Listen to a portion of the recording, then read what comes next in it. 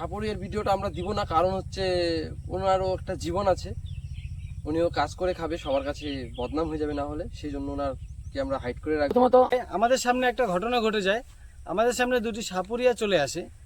তো সাপুরিয়াদের কাছ থেকে আমরা কিছু সাপ উদ্ধার করি। তো সেই সাপটি এখন আমরা রিলিজ করব, আর কি কি সাপ আছে সব থাকবে এই ব্লগে।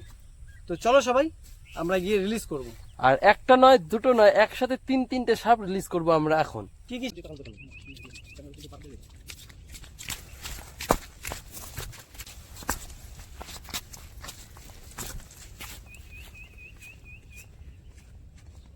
সাপটা প্রথমত আমাদের কাছে একটা কল আসে, তারপর শানু ছিল, আমরা দুজন ছিলাম ব্যস্ত।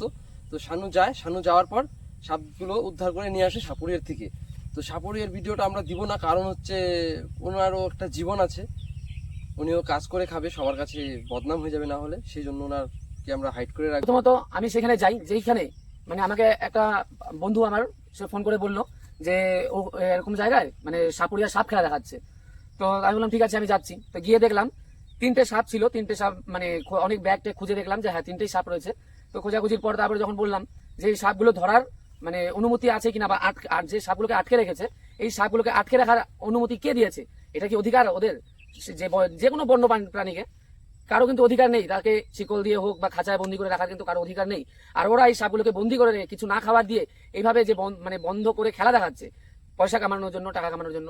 তারপর আমি ওদেরকে গিয়ে ভালো মতন বললাম যে দাদা সাপগুলোকে আমাদের দিয়ে দেন, আমরা সাপগুলোকে ছেড়ে দেবো, রিলিজ করে দেবো জঙ্গলে। কারণ এই মোরাল অফ দ্য স্টোরি হচ্ছে এই যে কোনো বন্য প্রাণীকে আমরা আটকে রাখতে পারি না, কারণ হচ্ছে মানে প্রকৃতির ভারসাম্য এরাই বজায় রাখে। এদেরকে যদি আমরা আটকে রাখি বা মেরে ফেলি, প্রকৃতির ভারসাম্য বজায় থাকবে না। সেই সেটা হচ্ছে আমরা প্রচুর পরিমাণে অ্যানিমেল ভালোবাসি, সেটা যে কোনো অ্যানিমেল হতে পারে, সেই জন্যই আমরা এই কাজ করি। তো আপনার পরিবেশ রয়েছে, পরিবেশকে রক্ষা করতে হবে, পরিবেশের প্রাণীদেরকে রক্ষা করতে হবে। পরিবেশকে ভালো হচ্ছে যে অনেকে মানে বলে যে আমরা নাকি সাপুরে, আমরা আসলে সাপুরে না, কিন্তু আমরা এগুলোকে ধরে সুস্থভাবে আবার ছেড়ে দিই। সাপুরে তারাই যারা নাকি এগুলো দিয়ে খেলা দেখিয়ে টাকা ইনকাম করে। যেমন এখন আমরা দেখাবো আমাদের কাছে কি কি সাপ আজকে আমাদের কাছে উদ্ধার হয়েছে। বেশি কথা বলবো না, ভিডিও অনেক বড় হয়ে যাবে, তো সবগুলো রিলিজ করা যাক। চলো প্রথমে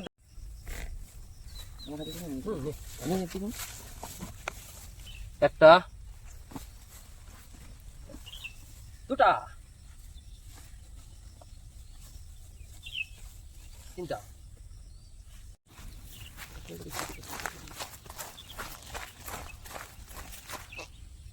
তো বন্ধুরা, আমি তুলে নিচ্ছি 3টি বাক্স থেকে একটি বাক্স। তো দেখা যাক এতে কি আছে।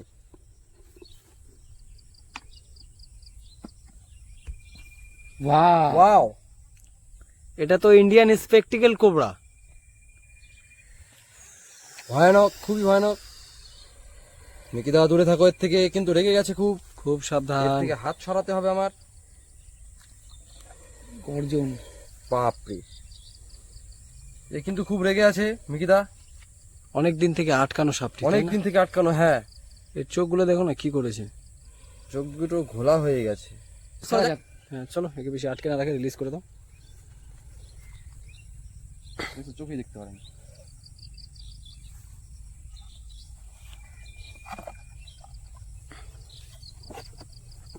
তোকে রিলিজ করলাম এই সামনে।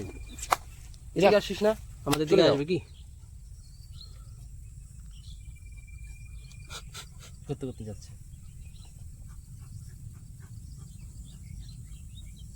আমি একটি বাক্স উঠিয়ে নিয়েছি, তো দেখা যাক এই বাক্সে কি সাপ রয়েছে। চলো খোলো। ওয়াও, এটা খুবই বিরল প্রজাতির একটি সাপ।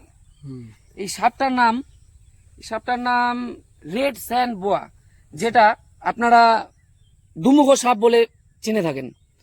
তো চলো এই সাপটিকে বের করি আমরা।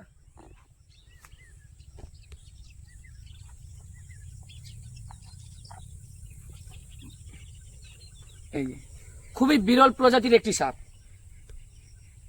এই সাপটা আপনারা দুমুখো সাপ নামে পরিচিত, আর এই সাপটার বিজ্ঞানসম্মত নাম রেড স্যান্ড বোয়া।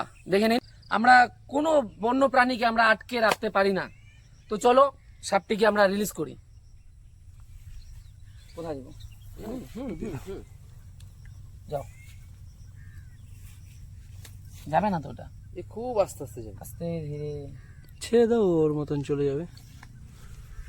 আজকে আমাদের কাছে 3 জনের জন্য 3টি সাপ ছিল। তো চলো দেখা যাক আমার ভাগ্যে কি আছে। মানে আমার ভয়ের রিয়াকশন দিল।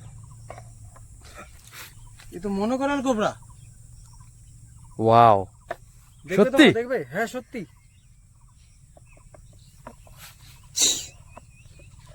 Wow, plate cobra. এই দেখো, আমার দেখা প্রথম।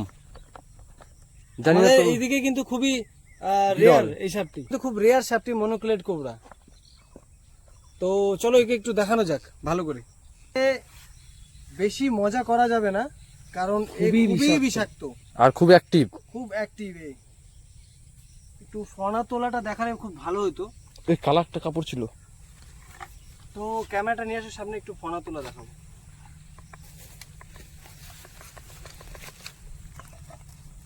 পিছন থেকে ভাই। আমাদের ইন্ডিয়ান স্পেকটিক্যাল কোবরার পেছনে থাকে আলাদা টাইপ, আর এর পেছনে আছে অন্যরকম, ঠিক একদমই আলাদা। মনোক্লেড কোবরা কি করে চিনবেন? দেখুন এই যে পিছনে তার একটা আকৃতি রয়েছে, হ্যাঁ, যেটা অন্য কোনো সাপের থাকে না। তো ভালো করে দেখবেন, স্পেকটিক্যাল আর এটার মধ্যে অনেক ফারাক রয়েছে। রিলিজ করব।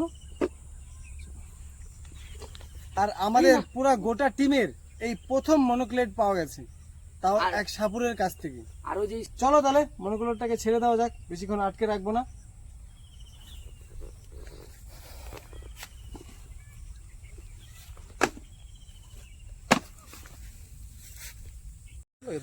তো আমাদের কাছে প্রথম একটা মনোক্লেড কোবরা ধরা পড়ে, মানে আমরা এক সাপুরির থেকে উদ্ধার করি।